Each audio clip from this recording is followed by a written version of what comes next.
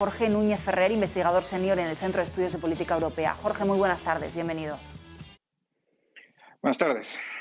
Sí, gracias Bueno, por... esos fondos europeos, esos 140.000 millones que estaban encima de la mesa o dentro de la propuesta para apuntalar, impulsar esa recuperación y también no solo con el objetivo de salir de la crisis, sino de ayudar a transformar la economía. A día de hoy, ¿cómo está, en qué punto está ese desembolso de las diferentes partidas? En España primero se pidieron hace unos meses unos 9.000 millones, luego se ha hecho una segunda petición de 10.000 millones, pero bueno, pues estamos todavía pendientes de ver hasta qué punto se desarrolla esa ejecución, hasta qué punto se está materializando ya en proyectos concretos. Bueno, tengo que decir que desde Bruselas es un poco difícil seguir lo que está pasando en España porque se depende mucho de lo que se publique. Lo que está claro es que efectivamente sí, España ha recibido 9.000 millones, pero no es el momento donde empieza el gasto, porque los países tenían el derecho ya de empezar en áreas donde se esperaba que fuesen ayudados por los fondos a empezar el trabajo. Una cosa que en España se ha hecho ya es que algunos de los proyectos estratégicos han sido aprobados y están por empezar. Estos son los de los vehículos eléctricos, de la salud, estos de los fondos de recuperación. Y luego no hay que tampoco olvidarse de que están los fondos, los 12.000 millones, que son fondos que se llaman REACT-EU. 2,5 eran para la compra de vacunas y la mayor parte era para eso y luego para otros puntos sanitarios relacionados al COVID. Y luego hay otros 10.000 millones, de los cuales 8.000 deberían estar ya en camino, deberían haber ya estado en camino para las comunidades autónomas y otros 2.000 para el año 2022. Estos programas están en camino, pero la información detallada aquí todavía no lo he visto porque estamos al principio, digamos, aunque estén aprobándose los proyectos y vayan a empezar, no es que tengamos ahora concretamente resultados muy visibles. Lo que está claro es que la existencia de estos fondos permite también empezar actividades y prepararlas y calmar los mercados en el sentido de ayudar a los inversores a tener confianza gracias a los fondos que están claramente viniendo y que están poniéndose en actividad. Pero no se va a ver todavía los puntos positivos. Mucho de esto no es porque los fondos europeos estén ya entrando estos fondos dentro de la economía desde Bruselas, digámoslo así. O sea, todavía queda mucho que hacer. Jorge, hay dudas, al menos desde España, no sé si desde Bruselas también aprecias esas mismas dudas respecto a qué reformas van a tener que implementarse y cuáles no, hasta qué punto exige Bruselas y qué cosas determinadas. Por otro lado, desde algunos sectores empresariales, desde gran parte del sector empresarial, cuando les preguntamos, lo que nos dicen es que esas ayudas llegan con retrasos, que hay toda una serie de burocracia y de desinformación incluso dentro de las propias autoridades o de cómo se está repartiendo todo esto, ¿no? Entonces, ¿cómo ves esta serie de elementos de incertidumbre respecto a los fondos? Bueno, por desgracia eran de esperar porque aún siendo, digamos, lentos en el sentido que se esperaba como un fondo de emergencia, pero no es realmente un fondo de emergencia y son muy difíciles de implementar. Entonces, en el fondo han ido bastante rápido comparado con otros fondos europeos, pero efectivamente son difíciles porque tienen que ser aprobados. Es bastante severo el sistema porque hay países miembros que no están muy contentos de dar el dinero sin grandes garantías. Ya han sido aprobados, o sea, el dinero ha sido aprobado. La distribución tiene complicaciones burocráticas, efectivamente, porque además el programa de recuperación, transformación y resiliencia tiene un sistema un poco diferente de distribución. En realidad es más ágil que el de cohesión, pero aún así tiene sus complicaciones. Y sé que en las regiones, en las comunidades autónomas, ha habido también dudas de cómo funciona, las empresas también, pero esto lo veo repetido en varios otros países miembros. Estamos todos en este estado. Se va a durar un momento, creo que ya se resolverá. El problema principal son las reformas. A un cierto punto, España va a tener que demostrar que está en buen camino para conseguir los hitos que han prometido. Y ahí, obviamente, las dificultades van a ser también políticas e internas.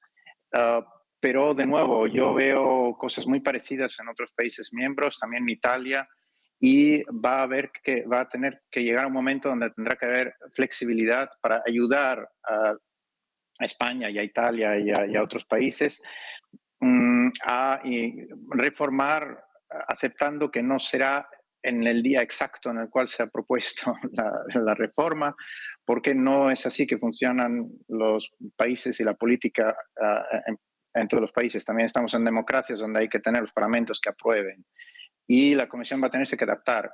Tampoco tenemos que olvidarnos que la Comisión misma ha estado en retraso y que llevamos varios meses de retraso con la aprobación de proyectos comparado con lo que se había planeado, y no es solo un error de los países miembros. En realidad, España fue uno de los primeros en entregar el programa completo, con, además, tengo que decir, los detalles, con una cantidad de detalles superior a prácticamente la mayoría de los demás países en cómo se van a en qué se van a poner los fondos. O sea, el programa era muy comprensivo comparado con otros, pero en total es muy difícil mover todo este dinero a nivel europeo con una aprobación país por país del Consejo, con algunos países miembros que están muy preocupados de dar este dinero y que luego se pierda en el camino. Es un riesgo que muchos países no quieren, y por eso el proceso es lento.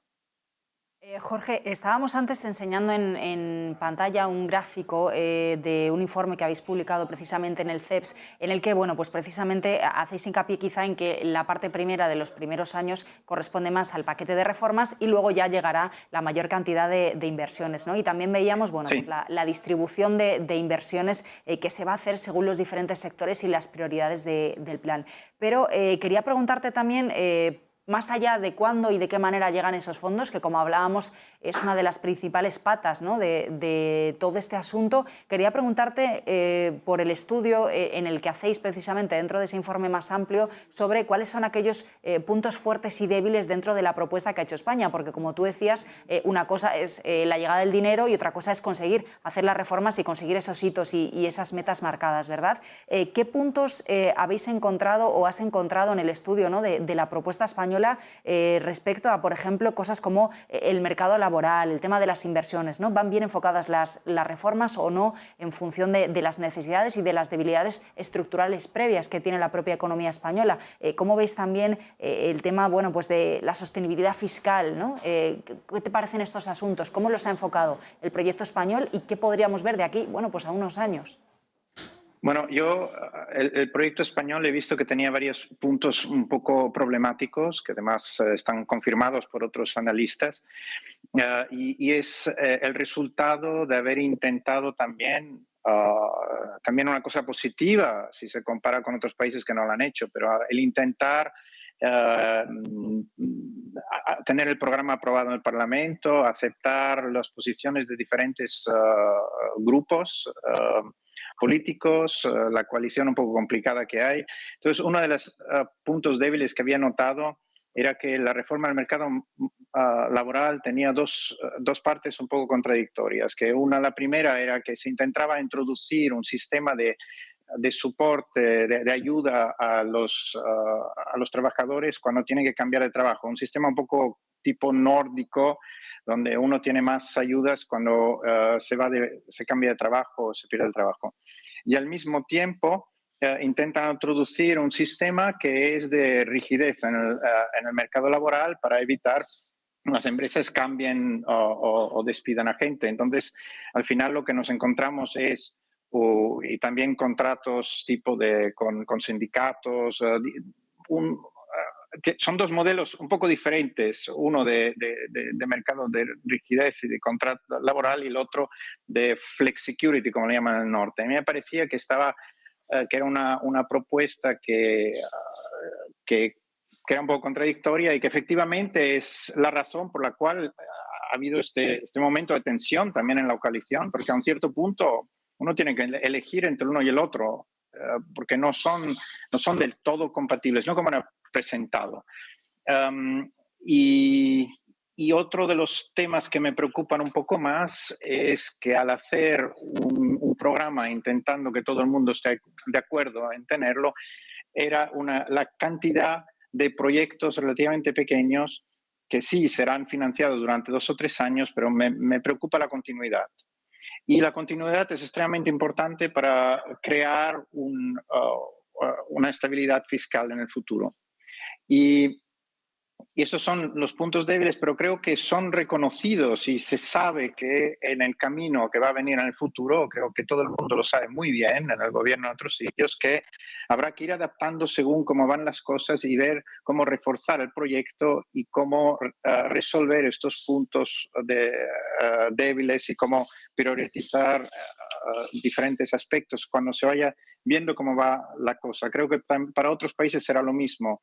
La economía va a ir cambiando, el crecimiento será más o menos rápido, tendremos más o menos olas de COVID y va a tenerse que adaptar el programa. Creo que no se puede implementar todo rígido pensando que todos los hitos que se han prometido a un cierto día van a tener que ser cumplidos exactamente como está escrito. Va a tener que haber mucha flexibilidad para España y para otros países. No habrá más remedio. Pues gracias por ese análisis, Jorge Núñez Ferrer, desde el CEPS. Muchísimas gracias. Buenas tardes. Gracias.